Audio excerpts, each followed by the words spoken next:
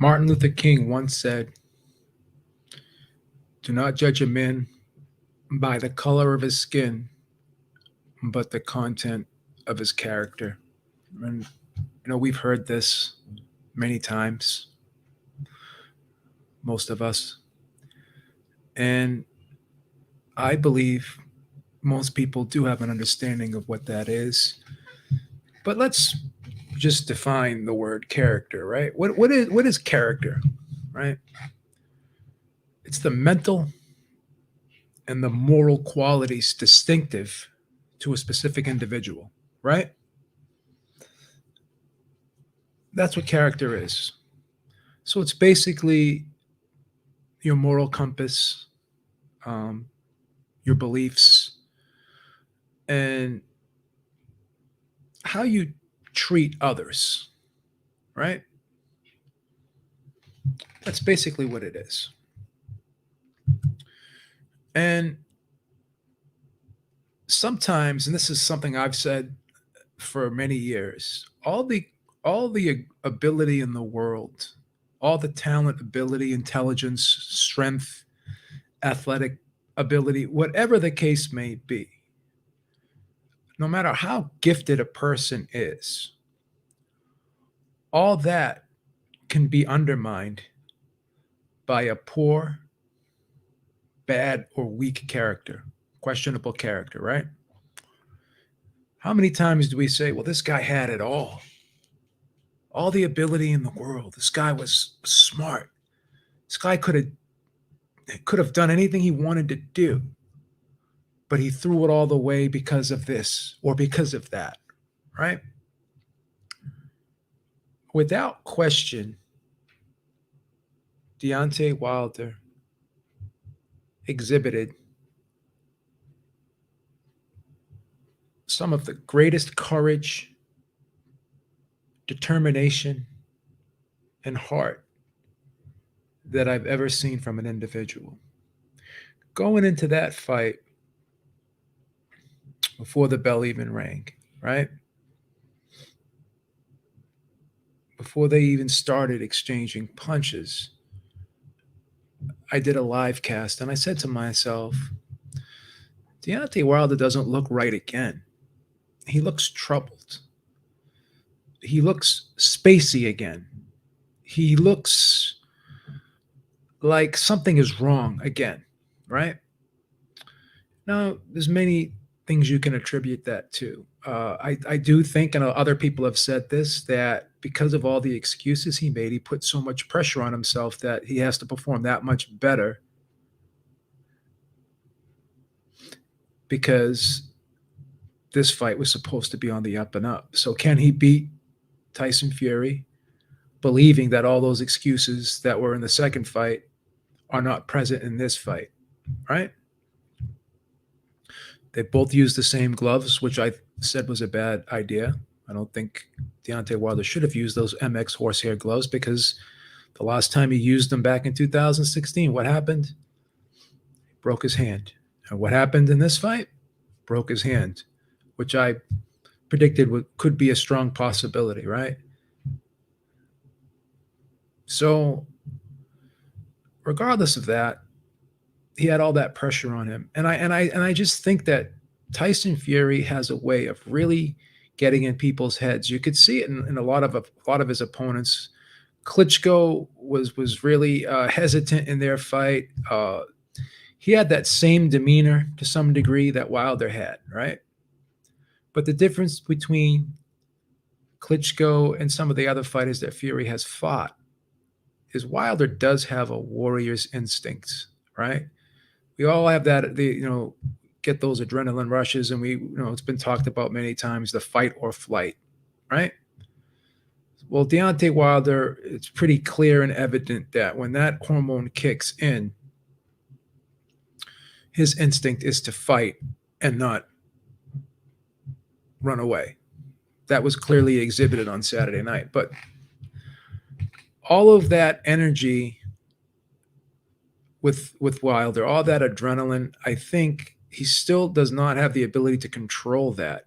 When you're fighting off of instinct and you're fighting off of emotion and you're not relaxed in there, then you're going to get tired. And that's what I believe happened on Saturday night. I believe that adrenaline was burning at a rate, at such a high rate, such uh, an incredibly quick rate that there was no way that he was going to be able to go through that fight without fatiguing. And he burned that adrenaline up quick. And he was saying throughout the build up to the fight, the key to this fight is being calm, right? The key to this fight is being calm and staying relaxed, because when I'm not calm, I make poor choices. So obviously, he's basically telling you that he's had issues with staying calm and relaxed several times in his life and in his career as a boxer. Because why would he bring it up, right? So that was something that he had to rectify and correct going into this fight. And he kept saying it over and over again. And he kept saying to Tyson Fury, "Oh, you're showing a lot of nervous energy. You're showing a lot of nervous energy." I started saying to myself, is Fury really showing a lot of nervous energy, or are you projecting your own feelings onto Fury? Because we tend to do that sometimes. If we're feeling a certain way, we do project our feelings on others. So was Wilder the one that had a lot of nervous energy going into this fight, and even before the first bell rang? What was taking him so long to get in the ring? What was the delay? Did he have to calm himself down? What was he having issues with anxiety before this fight? I suspect that could be a possibility, right? So when you think about all the excuses he made, now it's time to erase all doubt. Now it's a fair fight, right? Now it's a fair fight. So he had the opportunity to get revenge, right? Redemption was the theme of this fight for Deontay Wilder, right? But was he the one with the nervous energy? Was he the one that was uncomfortable? Was he the one that had all that pressure on him, right? And why did he put all that pressure on himself? Did he bring it upon himself? I say unequivocally, yes, he did. Yes, he did. He did bring that upon himself, right? So, like I said, when someone keeps telling you over and over again something, like if someone's talking to me and they continuously say, "Oh, don't worry, you can trust me. Don't worry, you can trust me. Don't worry, you can trust me." I start getting second thoughts, and I'm saying to myself, well, why do you have to keep repeating that I can trust you? Why do you have to say it so many times? Are you trying to convince me, or are you trying to convince yourself that I should trust you? So was Deontay Wilder trying to convince himself that he has to stay relaxed in this fight and he can't allow Fury to rattle him or get him upset? Because Fury has a way of doing that to people, and I think he had a way of doing that to Deontay Wilder, and that's part of the reason why Deontay Wilder fatigues. And also, not only is it mental, which I do think a great part of it is mental, but it obviously it's physical. Fury does know how to use leverage, does know how to use his size and weight on people, right? Does know how to use his size and weight on people, right? So that obviously played a factor in the fight as well, in my opinion. So why can we question Deontay Wilder's character? What are some of the traits and some of the symptoms or examples, I should say, of a bad character, poor character? I don't like to use the word weak, because anyone that gets in that ring, I don't like to attach the word weak to it. But let's just say poor character, bad character, questionable character. What are some of those traits? Well, people who have a bad character are usually arrogant, right? They have an attitude that they're better than everyone else. And let's talk about that one for a minute. You got a guy like Deontay Wilder telling everybody, "I am your king," right? That's kind of a really self-inflated ego right there. Calling yourself a king, I am your king. Now, Obib, well, Fury calls himself the Gypsy King. Yeah, that's a nickname, basically. But I've never heard Fury tell his fans, I am your king. Your king has returned. So basically, it's almost like he has minions and sycophants, right?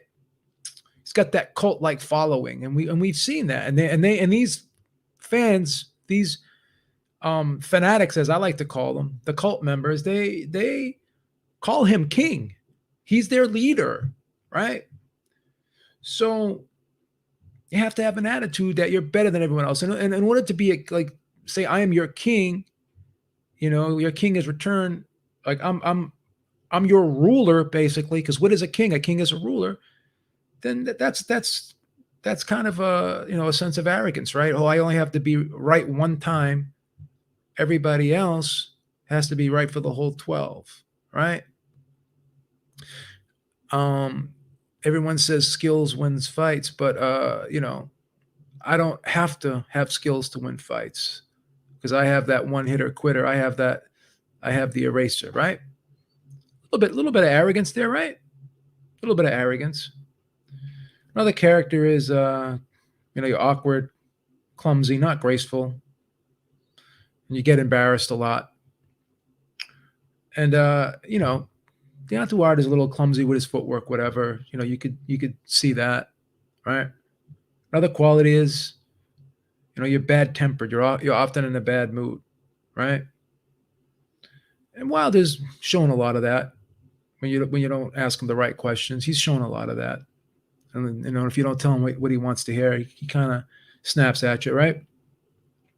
You're disagreeable, right? It's another thing. Wilder he's very disagreeable. Like when someone says something to him, he just constantly doesn't accept it. No matter if anything regarding a fight where he made a mistake or didn't look good. Oh, were you hurt? No, I'm not hurt. I know a lot of fighters do this, but Deontay Wilder does it quite often, right? I wasn't hurt. I don't think he won the fight. Whatever. Like whatever you say to him that seems to be quite obvious, he's just going to disagree with it regardless. A lot of cognitive dissonance from Deontay Wilder. Bossy, always telling people what to do. Well, Mark Breland did say that he basically does what he wants to do in the camp. When he goes to training camp, he basically tells everyone what he wants to do, right? Conceited is another quality. Well, Deontay Wilder, going back to the king thing, I'm your king, I'm your ruler, whatever. That can be attributed to being conceited, I would say. Crazed. Deontay Wilder does look crazed when he goes on those rants, right? Does those Ultimate Warrior type WWE type promos. He looks kind of crazy, right? And cruel. Well, to me, what he did to Mark Breland was extremely cruel. Basically, trying to defame this man and ruin this man's career and his life by saying that this guy did these outlandish, horrific, egregious things to him by spiking the water, right? So to me, a lot of people are looking at that third fight and they're saying to themselves, all the things and the excuses that were made in the second fight, well, this fight erases all that. But does it really?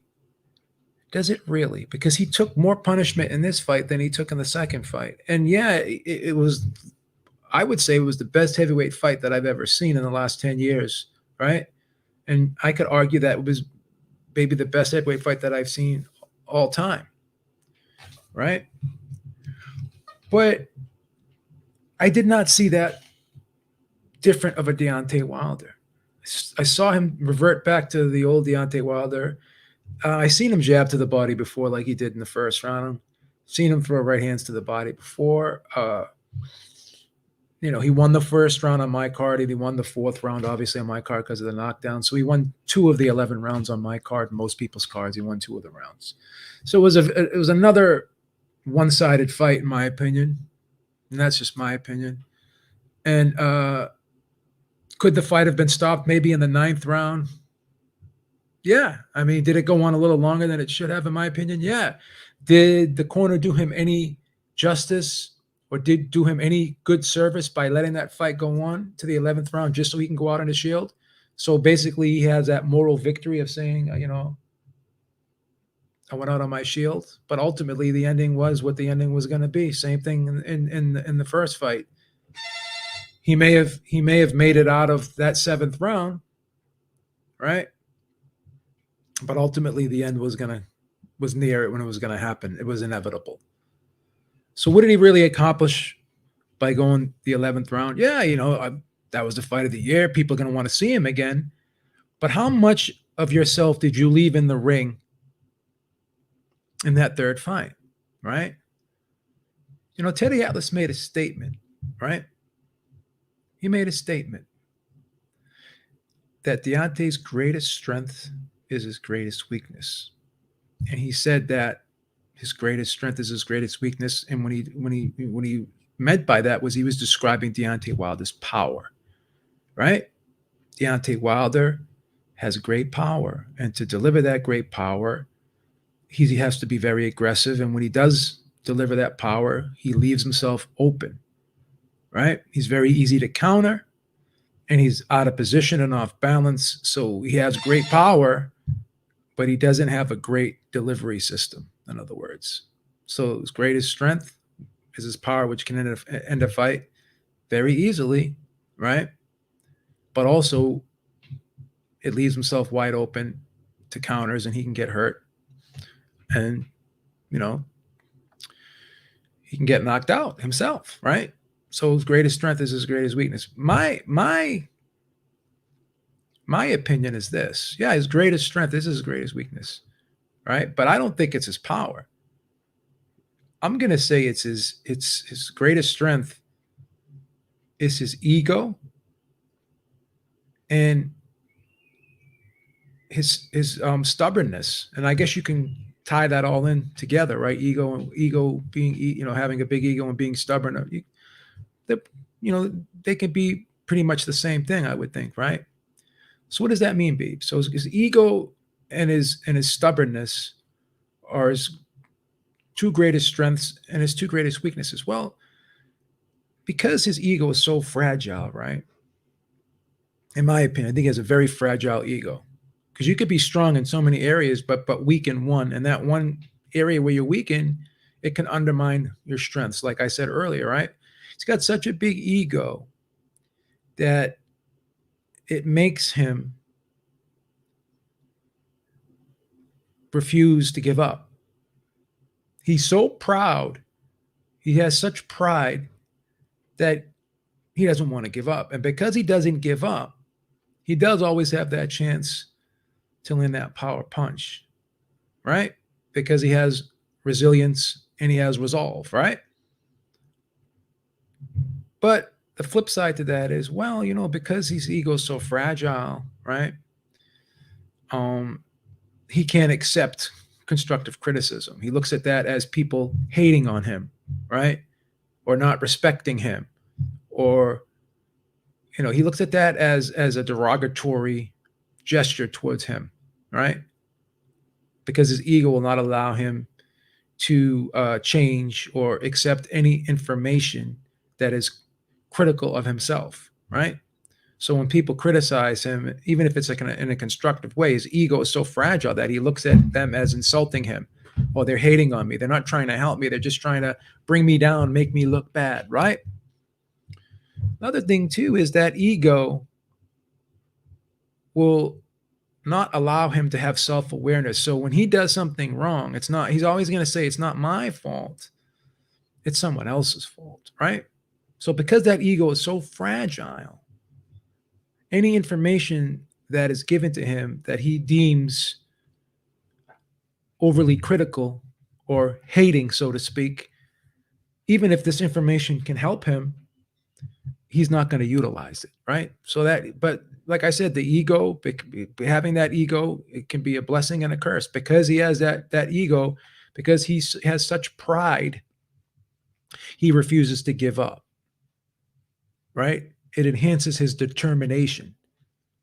But as I said, the flip side to that is it also makes him lack self-awareness, and it also um, makes him resistant to criticism. Hence, that's why he has all these yes men around him, because he doesn't want people around him to tell him the things he doesn't want to hear. Because if you tell him things you don't want to hear, then you're the one with the problem, not him. You're the disloyal one. If you're doing something to help him, which Mark Breland was doing, the reality of the situation is there was no way he was going to win that fight. And if he stayed in there longer, he was going to take an exorbitant amount of punishment, and he probably wouldn't even have made it to the third fight, right? But because of his ego, he couldn't accept that, right? Couldn't accept that. So it's a double-edged sword. And he's very stubborn, right?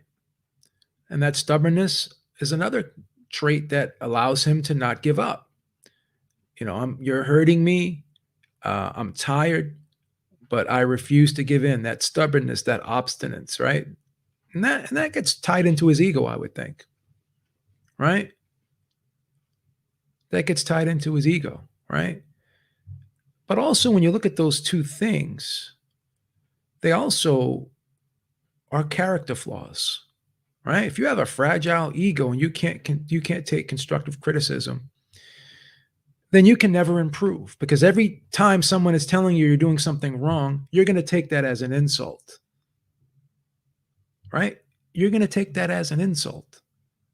And you're not going to look at that as constructive criticism to make yourself better, right? That's why you had Malik Scott saying, well, I'm not going to change anything.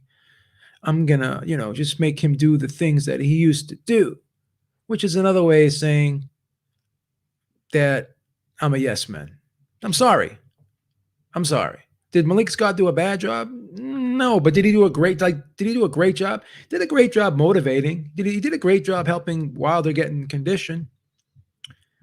But and in fairness to him, he's not going to turn him into a master boxer overnight either. We understand that. But Deontay Wilder is going to be 36 in 8 days, right? He's turning the corner. He's suffered a torn bicep tendon in his right arm, his left arm. He's broke his right hand twice, broke his wrist, had issues with his forearm. Mentioned retirement on the Brian Custer podcast before this fight, right? The writing's on the wall. This guy's got some miles on him, okay? So he knows. He knows what's going on. And again, as much heart, courage, and determination that he showed in that third fight, you have to ask yourself, did it really help his career? Sounds like a stupid question, right, B? Well, B, why, what the fuck are you talking about? Everyone's talking about that fight. Look at all the praise. He's got more respect now than he had before going into that fight. And that's great. That's great. But what toll did it take on his body? Right? We'll see, because Mark Breland, I believe, saved his career in that 7th round. My question to you guys is, did Malik Scott kill it in the third fight by not pulling the plug maybe in the ninth round, when he probably should have, in my opinion? All that question will be answered when Deontay Wilder fights again. I'm going to be curious. It's going to be curious to see how Deontay Wilder performs when he comes back, because I've seen guys come back from one bad beating, but he had 2 bad beatings in a row. 2 bad beatings in a row. Can he really come back from that and be a better fighter? That's the question. And can he change? Will his fragile ego and his stubbornness allow him to change? Or does he even have the ability to be a boxer, like a technical boxer, at this stage of his career? Or is he just going to continue to be that bomber Obviously, Deontay Wilder does do some good things. He does have a good jab, does throw a beautiful 1-2. That 1-2 that he knocked Tyson Fury with in that down in that fourth round was a beautiful 1-2. Shortened up the right hand, nice. That was great. That was great. But you have to ask yourself, those moments in a fight he's shown before, but they're far and few between. As soon as he gets hurt or he hurts somebody, all that goes out the window. And then his emotions kick in, right? He doesn't have the ability to control his emotions. He said that before, when I can't stay calm, I make bad choices. Outside of that fourth round, did he make any great choices in that fight? Now, in defense to him, what could he have done? Because once his legs were gone, there was not much he can do. But this is a man who has a problem staying relaxed in the ring, right? And because he can't stay relaxed in the ring, he's going to get tired. All that emotion and nervous energy that I believe he has, not Tyson Fury, but he has, is a problem. Is there anything Malik Scott can do to get rid of that? Is there anything Malik Scott can do to remove that anxiety that Deontay Wilder has? Right? At 36 years old, I don't know. I'm going to say no. So that's part of the problem. But it's the character of Deontay Wilder, right? The character of how it's everyone else's fault but mine. Let's read this statement that he made at the end of the fight. I'm sure everyone read this and heard this. And does Deontay Wilder have to show sportsmanship if he doesn't want to? No. But for me, it's very off-putting when a guy doesn't show good sportsmanship. Like, it bothered me when Fury went into that corner, and I actually listened to the audio today where he says, "I have no love for you. I have no respect for you." How could you say that for Fury? Like, you guys just fought. Guys just fought arguably the best heavyweight fight of all time, right?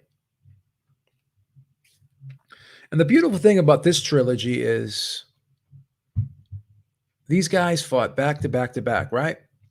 And they were all title fights. When you look at the other trilogies, fighters had fights in between, and they weren't all for title fights. These guys fought each other 3 times in a row.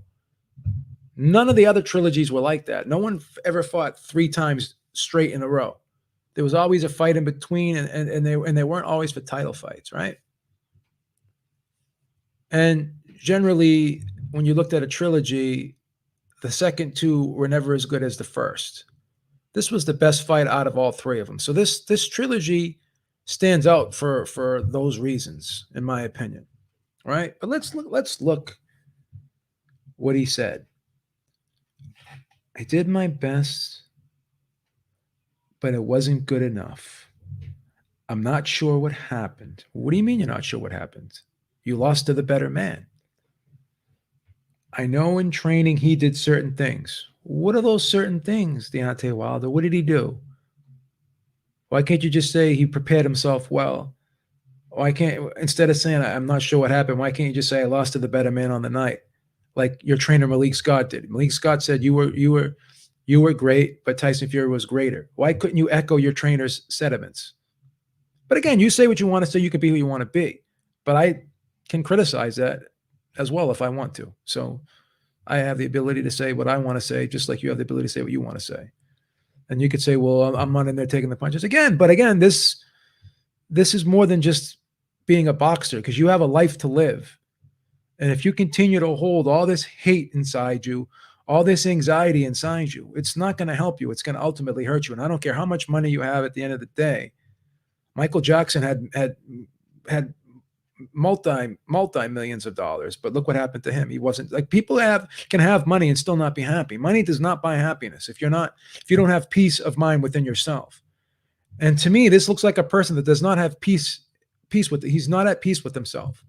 If he cannot let go of all that animosity and that resentment that he has toward Tyson Fury, right? If he's going to hold on to that, after what they just did on Saturday night, then that's a problem. That's a character flaw, right? So I'm not sure what happened. Well, you lost to the better man. So once again, you're still in denial. So a person who's still in denial cannot get better, right? I know in training he did certain things, and I also know he didn't come in at 277 pounds, excuse me, to be a ballet dancer. He came to lean on me, try to rough me up, and he succeeded. So that's another way of saying, oh, well, he used roughhouse tactics to beat me. And maybe this is just me reaching, but it somewhat sounds that he's implying that he was allowed to get away with doing illegal things. In other words, he was allowed to roughhouse me when he shouldn't have been. And that, now I could be wrong there, but here's the thing. As great as that fight was, and as much heart, courage, and determination he showed, to me, he still has a poor character. And because of that poor character, can he get better? Can he improve? If you don't have the ability to self-reflect, and you can't say that you were beaten by the better man, then how can you yourself become better? So regardless if this guy showed all the heart and courage in the world, which we have to give him credit for, we can never take that away from him. The guy has phenomenal athletic ability. The way he was able to hang in there, there's nothing bad you could say about Deontay Wilder, you know.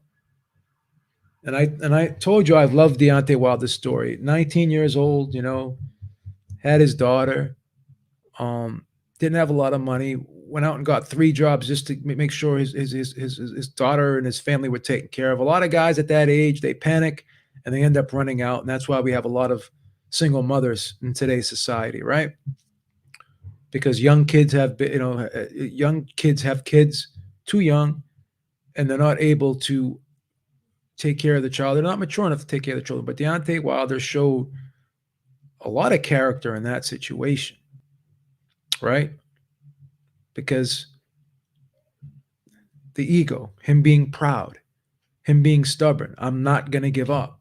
I'm going to make it through this situation. I'm going to do whatever I have to do to take care of my family, which is great. But now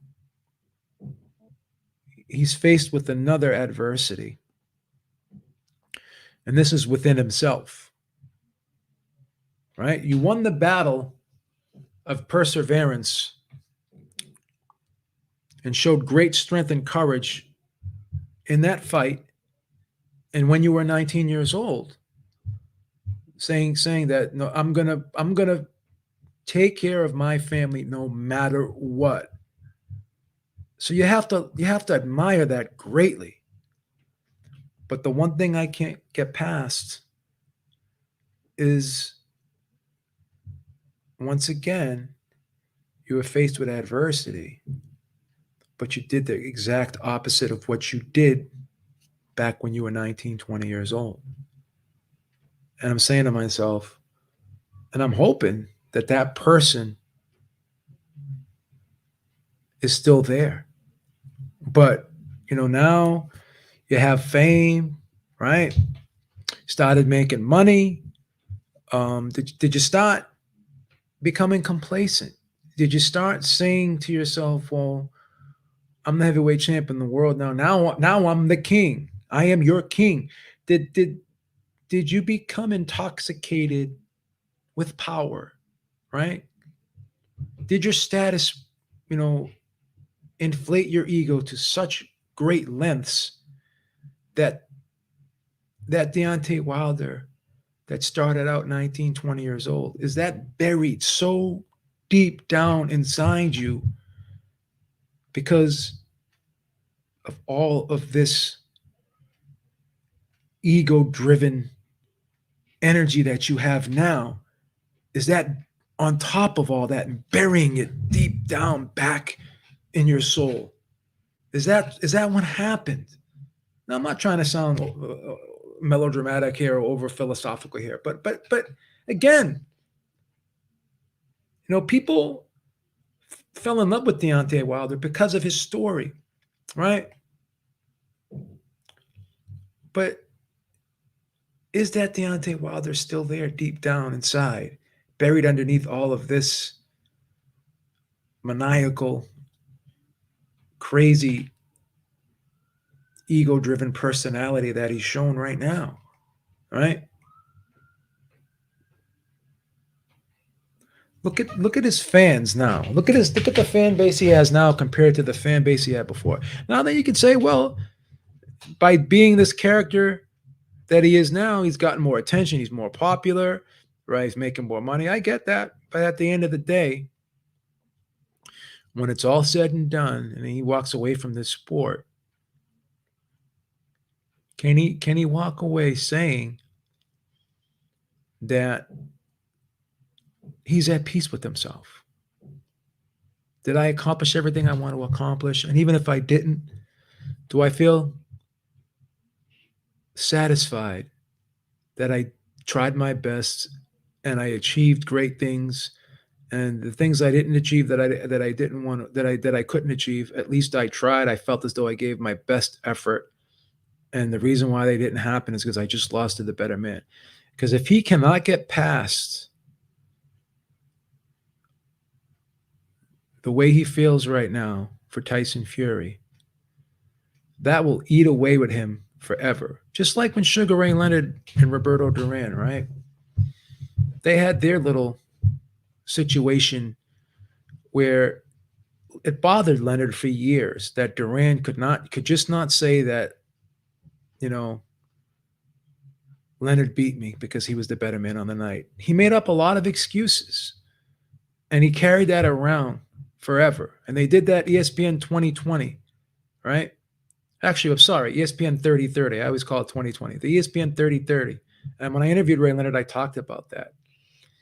And even though when Ray Leonard went face-to-face with Duran, and Duran could not admit, still, I mean, he half-heartedly kind of admitted, yeah, you were the better man, but he still couldn't really, his ego would not allow him. And I know fighters have egos, and I get that, but again, like, his ego could not allow him. But at the end of the day, at least Ray Leonard and Duran can hug it out, and they have that mutual respect because they shared the ring 3 times, and 2 of those fights were classics. So they have that respect and admiration for each other. So at the end of the day, there's closure to it because of that. So until Deontay Wilder can bring closure to this situation,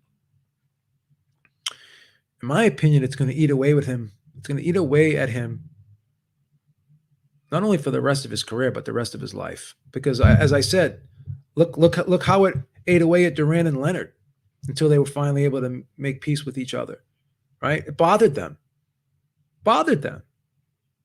really bothered them, right? It's not a good feeling, right? It's been said that hate does nothing to the person you're directing it towards. All it does is eat away at you. And yes, Deontay Wilder has done great things. He's a great father, right? I'm sure he's been a great friend to a lot of people, right? Blessed with athletic ability that most people can only dream of having, right? Will be set for the rest of his life, and his family will be set for the rest of their life. But will all that matter if there's just something inside him? There's an emptiness that just can't be filled, right? If he can't make peace with himself, if he continues to have these questions about himself, well, what really happened in that second fight? Why did I lose? If he can't accept that he just lost to the better man, right? And he's going to hold on to all that animosity and hostility, right? Those are all things that can wear you out mentally, right? If he can't let go of that, will he ever really truly be happy? And that's another thing. When someone has to, you see these guys always tweeting out how happy they are, Like when someone has to continuously tell you something over and over again, Are they really trying to convince you, or are they really trying to convince themselves? That's the question you have to ask yourself. That's the question that you have to ask yourself, right? You know, I don't want to make this about me, but I'm going to use an example about my own life, because I never had the greatest relationship with my father, right? Tried to work things out with him several times, and we'd always end up to square one where we just couldn't get along, right? We just didn't see eye to eye, right? We just had our issues. But, you know, my father took a stroke, and he's on in that bed, and he really didn't have all of the senses, but he had enough where he could, know who it was, right? Know who I was, excuse me. So, you know, I grabbed his hand before he passed. And I said to him, I said, Dad, it's okay. Everything's okay. So I wanted his last memory to be, and wanted him to know that everything is cool between us now. All that feelings of, whether it be hate, pain, all those feelings, that one day when I grabbed him by the hand, they went away that day. And if I felt like the weight of the world was lifted off my shoulders, right? So sometimes you need moments like that. You have to let go of these grudges. Sometimes you have to just respect people, and you can't harbor all this ill will and carry it around with you, because eventually it's just going to weigh you down, and that's what's gonna, and it's just not going to be a positive outcome in your life. You're not going to feel happy with yourself by holding on to all these negative things. You're just not. You're just not. Beeb, you have to understand, Wilder truly believes Fury cheated him. That's very hard to get over, because this is not ping pong. But again, do you really think that Wilder believes that Fury cheated him, or he's trying to convince himself that Fury cheated him? Because again, his fragile ego will not allow him. Do you think Wilder unequivocally, without a shadow of a doubt, believes Fury cheated? Or do you think he's just grabbing these pictures online that these YouTubers are putting out there, and he's looking for confirmation bias? Not sure you can say that. Do you honestly believe, without a shadow of a doubt, that Wilder really does believe Fury cheated him? I don't. That's my opinion. So that's what you can have your opinion, but I'm not 100% sure that Wilder does really think Fury cheated him. I think his ego just won't allow him to say that the better man beat me, which is a character flaw. So that's what it's all that's what it all comes down to, in my opinion. That's what it all comes down to, in my opinion. So you guys can have your own opinions, and you can look at this however you want, and I'm sure you're going to have your own interpretation of this behavior, but this is just the way I see it. I come on here and I say things, and very rarely do I use the word fact, because a lot of what we do and say on here is opinion, right? But you have to look at where these opinions are coming from too. So Centurion, you believe that he believes that? I don't believe that, because if he did believe what he believed, then he would have actually went through the legal system, and he would have pressed charges against Fury, right? He would have provided the proof that he guaranteed us that we would have after the third fight, which we still don't have, right? Possible is it except why? Let me see. Why react Why react that way? I don't respect you. He say in real time, top rank in YouTube. Why did he say that? Obviously, his ego won't allow him to admit, and because he's so stubborn, and because his ego is so fragile, his ego will not allow him to give Tyson Fury credit. That's my opinion. This is a great question. Is it possible to accept and not forgive? Um, I think you have to forgive. I think you have to forgive. You have to try and forgive. You have to. That's why you have the old saying, "I forgive, but I don't forget." So you can't erase. You can't erase things from your memory, but you have to tell yourself that you know all this negative energy is only draining me. It's not doing anything to help the situation. It's just making me feel worse. So until you do that, you're just gonna all the negative energy is just gonna feel worse and worse. So that's that. But those things that Wilder accused Breland of, and he accused Fury of, those are felonies.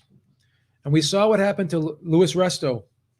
He went to jail, and so did Panama Lewis, because the accusations that Wilder is making are right up there with the same things that Resto and Panama Lewis were convicted of doing.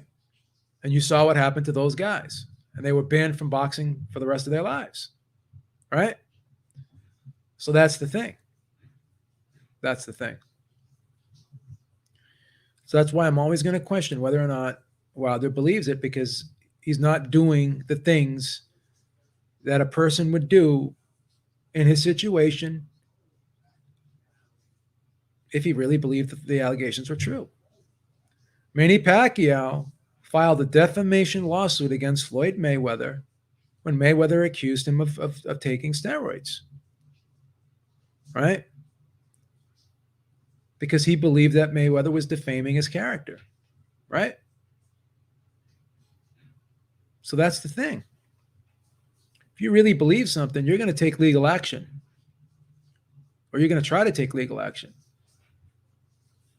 I don't see any legal action that's been taken so far. See any of it. I don't. So I'm always going to be skeptical of whether Wilder really believes it or not. All right, guys. That's all I got for today, man. Beaver's out. Talk to y'all soon. Make sure you check out the roundtable on D-Star Boxing's channel tonight, 8 p.m. Eastern Time. Gonna have a great show tonight. Make sure you check us out. Tune in. Got some great people on the panel tonight, and I'm sure you'll like it. And as always, make sure you check out the Ringside Reporter podcast every Sunday, 6 p.m. Eastern Time, with myself and Eric Lauder. Make sure you click the link in the description box. Go to manscaped.com, buy those Manscaped products, use the Ringside Reporter code, the code Ringside Reporter, and you will get 20% off as well as free shipping. You can't beat that deal, guys. What's up, Blood? Glad that you will be with us tonight, man. I'm looking forward to seeing you there. All right, Beaver's out. Talk to y'all soon. Have a great day. And as always, stay safe.